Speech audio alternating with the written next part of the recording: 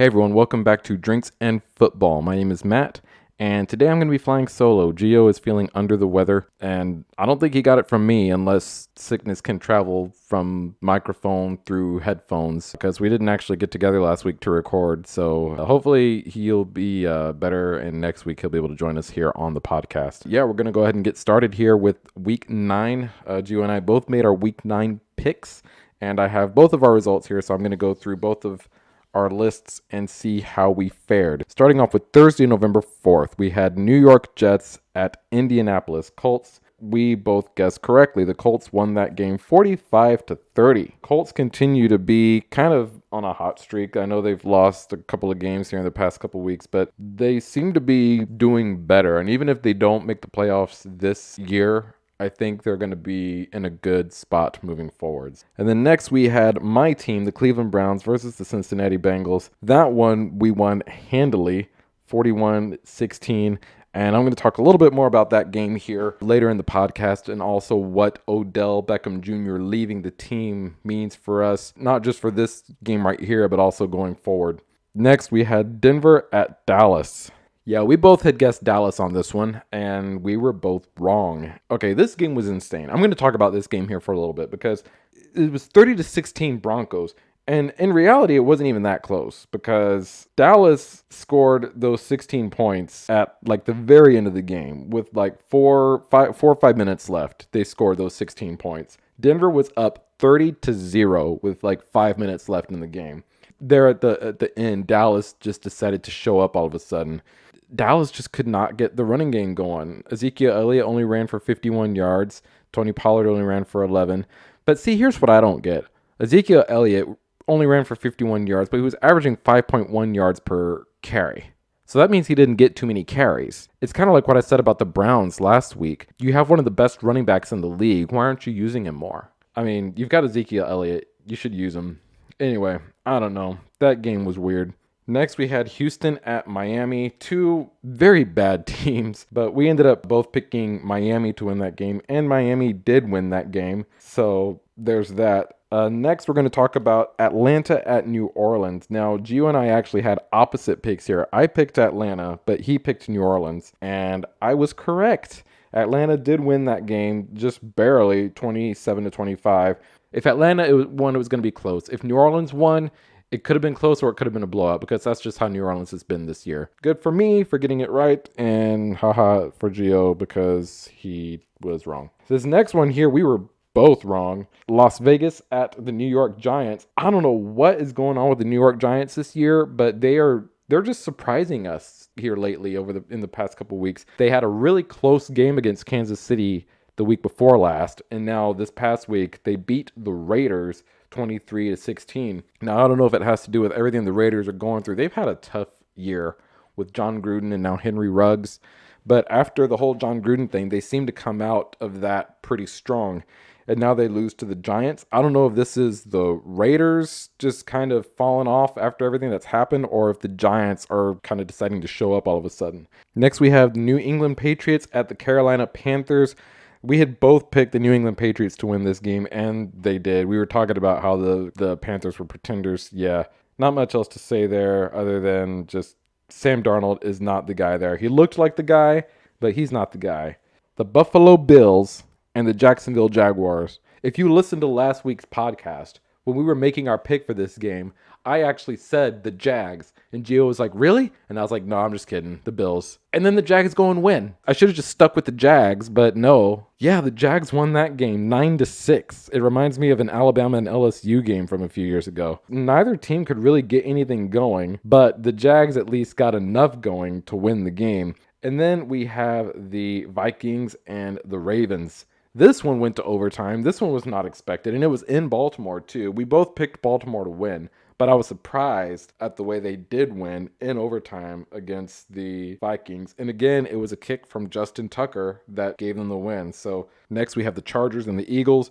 Gio and I were joking about how the Eagles seem to have really good games sometimes, and then they just suck the rest of the time basically. We wonder which Eagles we're going to get in this game. And it looks like we kind of got something in the middle because they did give the Chargers a run for their money, but it wasn't enough to contain Justin Herbert, who threw for 356 yards and 2 touchdowns. And that was able to, 3 touchdowns. And that was able to get the Chargers where they needed to be. Next, Green Bay and Kansas City. You and I both picked Green Bay here. And if you've listened to our podcast before, you know that's his team, Green Bay. However, the Chiefs won. Maybe that's why he got sick. I bet that's why he got sick. Because Green Bay lost. But yeah, the Chiefs beat the Packers 13-7. Again, this was a game that the offenses for both teams really couldn't get going. Jordan Love was playing because Aaron Rodgers was out on COVID protocol, which we'll talk about later. And then on the Chiefs side, Mahomes only threw for 166 yards and a touchdown. Neither quarterback could really get it going in this game. So we had a low-scoring game where the defenses reigned supreme. Yes, even the Kansas City defense. Next, we have the Cardinals and the 49ers. No surprise there, really. Kyler Murray didn't play, but the Cardinals are good enough that they really don't need Kyler Murray to win games. They had Colt McCoy playing. Colt McCoy had actually a really good game. He was 22 for 26 passing, 249 yards and a touchdown. As long as you've got good skill players in there, I mean, even Colt McCoy is going to be good enough to win games for that team. So Arizona did what they needed to do there. And then the Sunday night game, Tennessee versus the Rams. Now, Matt Stafford just had a bad game. Like, there's just no way around that one. Matt Stafford had a bad game. He threw for 2 interceptions. Tennessee, even without Derrick Henry, were able to overcome and defeat the Rams. And they didn't really do too much either on offense, but it was enough at least to get that win. So Gio and I had both picked the Rams because we honestly didn't think that they would stand a chance without Derrick Henry, but we were both wrong, so there's that. Finally, the Monday night game, the Bears versus the Steelers, and the Steelers just barely pulled it off, 29-27. I picked the Bears. Gio picked the Steelers, so he got that one right. And that results in both of us being 8-8 for last week.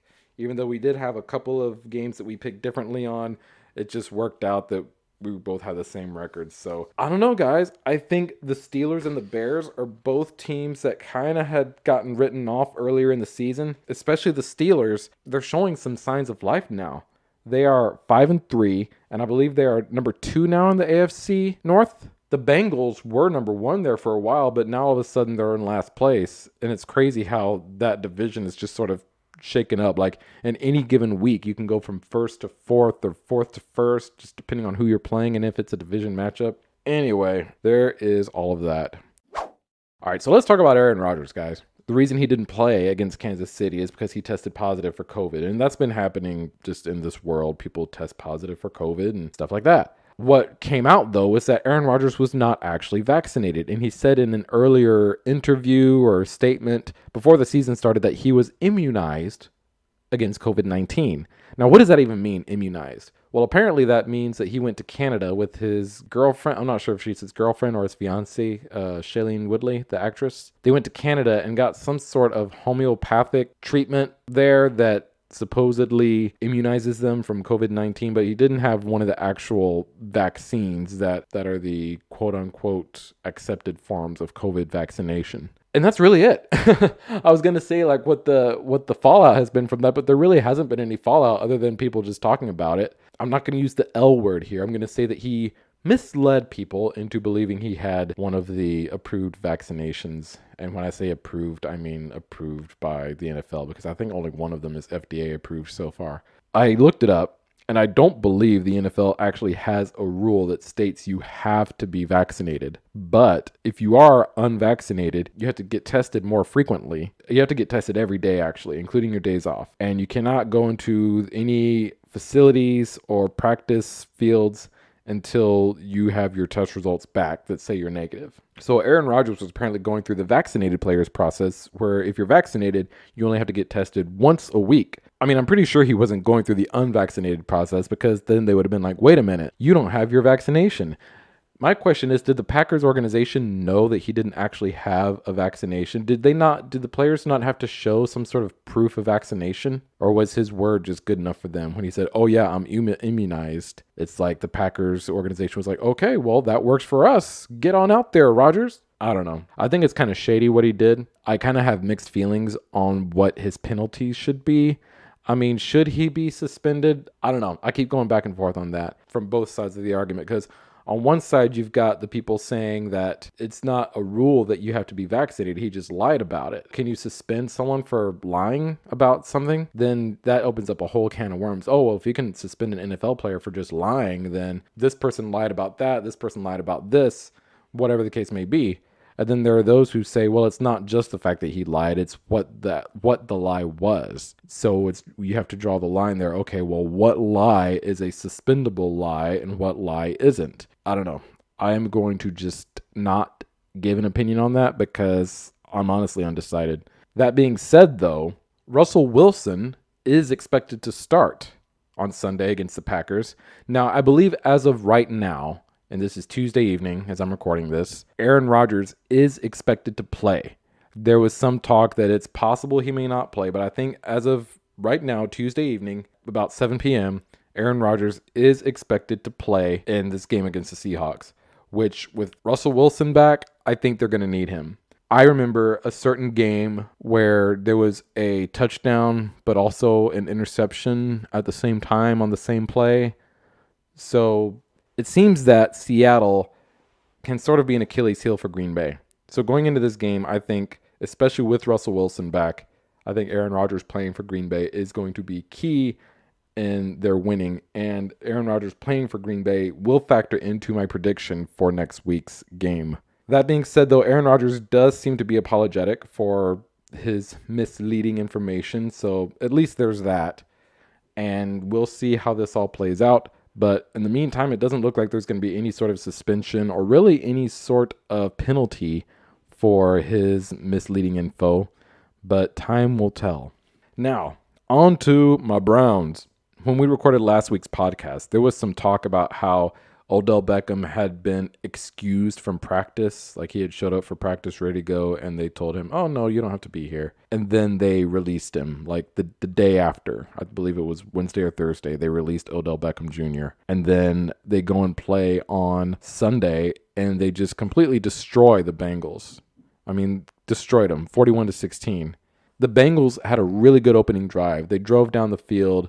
It looked like they were going to score, and then bam, Denzel Ward gets that interception, runs 99 yards all the way down to the other end of the field, scores a pick six. And that just set the tone of the game right there. Now, I know Denzel Ward getting an interception has nothing to do with Odell Beckham Jr., but I believe being able to capitalize on that momentum, as far as the offense capitalizing on that momentum, I should say, I don't know. Baker looked good. He didn't have a miraculous game, but it was good enough to win the game for them, obviously. He had 218 yards and 2 touchdowns, 0 interceptions. He had about 67% completion rate, so he had a good game. Donovan Peoples-Jones, he threw to him 3 times. Harris Bryant twice. Nick Chubb even twice. He passed the ball around. Jarvis Landry 5 times. Austin Hooper 2 times. David Njoku 3 times and a touchdown. He passed the ball around. He distributed the ball probably better than I've seen him distribute it all year, or at least when Odell Beckham was playing. Jarvis Landry did get 5 targets, but Jarvis Landry has always been a favorite target of Baker Mayfield, and there's nothing wrong with having a favorite target as long as that favorite target actually gets it done, and Landry's always gotten it done. So I think one game is too soon to tell, or it's not enough really information to tell. Are the Browns going to be better? Is Baker Mayfield going to be better now that Odell Beckham Jr. is no longer with the team? So we'll have to see how that goes. Now, as far as Odell Beckham Jr. is concerned, there are a lot of teams out there that could pick him up. I personally would like to see him go to the Packers. I think it would be great for Aaron Rodgers to have a defined number 2 receiver, because Davante Adams, even with Beckham there, Davante Adams is going to be Aaron Rodgers' number 1. Davante Adams might even be the best receiver in the league right now. So with Odell Beckham Jr. being there, he will be the number 2 receiver, and that's a role that he will have to accept with the Packers. Now, something else we had talked about last week were the Raiders and the whole Henry Ruggs situation. They're down a receiver. Maybe he'll want to go there. Las Vegas seems like a much more fun place to live than Green Bay, Wisconsin. And maybe that's what Odell Beckham is looking for. I don't know. But it'll be fun to see who picks up Odell Beckham next week, and I'm sure we will be talking about that next week. Time to get into Week 10. So these are going to be my predictions for Week 10. Gio isn't here, obviously, so we're not going to have his predictions. So what I'm going to do here is next week, I'm still going to go through my predictions, but we're not going to count this toward our little competition that we're doing to see who has the best record at the end of the season. So these are my predictions for week 10. Thursday, November 11th, Baltimore at Miami. I'm going with Baltimore. Miami sucks. Baltimore has had some great comebacks this year, especially this last game. And that's something for another topic, but that's going to be something that Baltimore cannot keep doing. They can't keep having to come from behind to overcome these huge leads that the other team has. They're going to have to, at some point, play a full game and not just a second half. That being said, though, I don't think they'll have a problem with Miami, so we're going to go with Baltimore to win Thursday night. Now, into the Sunday games. Atlanta at Dallas. I am picking Dallas because I believe what happened with Denver was a fluke, and Dallas is going to be able to come back and show Atlanta who's boss. So Dallas is winning that game. New Orleans at Tennessee.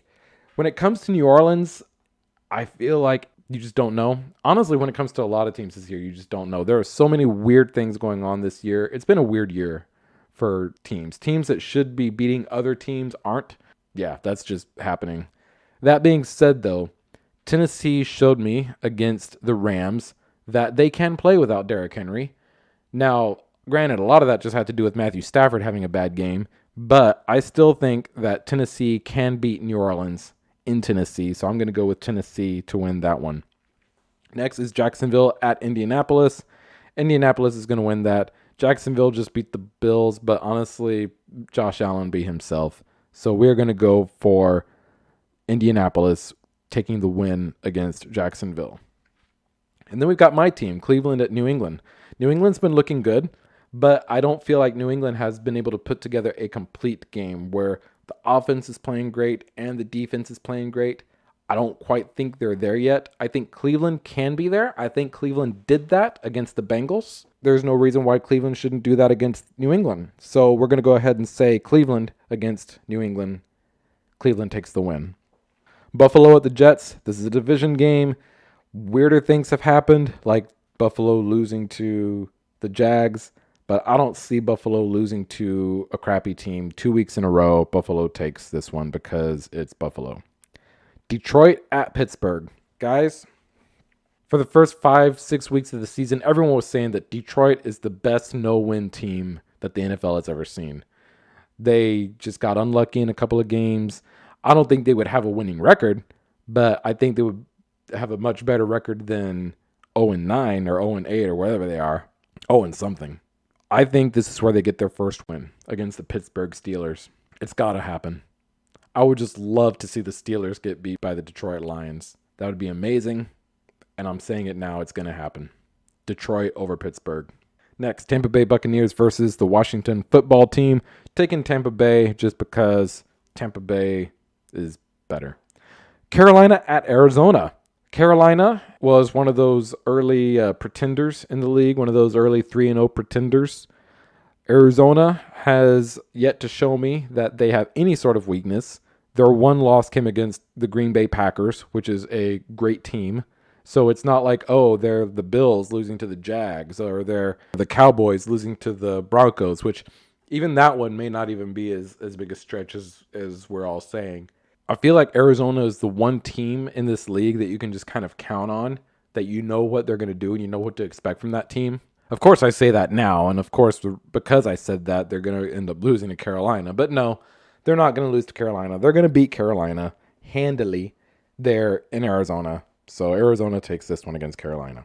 Minnesota Vikings at the Los Angeles Chargers. These are both teams that have kind of been a little up and down all year. The Vikings have been a little bit more down than the Chargers have, and for that reason, I'm going to give it to the Chargers, taking the win there at home.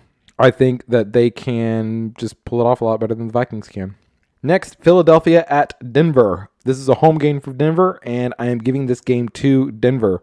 Philadelphia sucks. I think they're almost like the Saints, maybe as far as their inconsistency throughout this year. Philadelphia just can't get it done, and Denver is going to get it done. They got it done against the Cowboys, and I think they can get it done against the Eagles. So Denver is taking that game. All right, Seattle at Green Bay.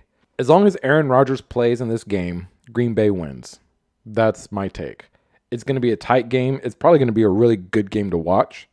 But I think Aaron Rodgers wins this game for the Green Bay Packers. If Aaron Rodgers does not play and they go with Jordan Love again, it's Seattle. Seattle wins it without Aaron Rodgers. But as of right now, they're saying Aaron Rodgers is going to play, so that's what I'm going to base my prediction on. Aaron Rodgers wins the game, Green Bay over Seattle. Sunday Night Football, Kansas City Chiefs at the Las Vegas Raiders. I got to give it to Las Vegas. I just have to. I don't think Kansas City can handle Las Vegas's offense, and it's in Las Vegas, so I'm giving Las Vegas the win over Kansas City in Sunday Night Football. And then finally, Monday Night Football is the Los Angeles Rams at the San Francisco 49ers. I know they lost to Tennessee, but really, that's what it was. They lost to Tennessee. Tennessee didn't beat the Rams. The Rams lost to Tennessee. There's a difference. I don't think the Rams are going to do that to themselves 2 weeks in a row. At least I hope not. And I see them taking this win over San Francisco on Monday Night Football. So those are my picks for Week 10. Gio and I will discuss those games next week. Granted, he's actually on the podcast, or granted, I'm actually on the podcast. But hopefully we'll both be healthy enough next week that we can both do this podcast and do our talking. And what we were planning to do this week actually was our Super Bowl predictions. We're about halfway through the season now, and we were going to do Super Bowl predictions here. But with Gio not being here, I didn't really think it was right to do that. So we will do our Super Bowl predictions next time, maybe. We'll see. That has been it for Drinks and Football, guys. I am still a little bit on the mend from when I was sick last week, so I'm not drinking anything alcoholic still. But let us know what you're drinking. If you're listening to this on YouTube, down in the comments, let us know what you're drinking. Let us know what your takes are on these games. And until next time, thank you for listening. See you next week. Bye.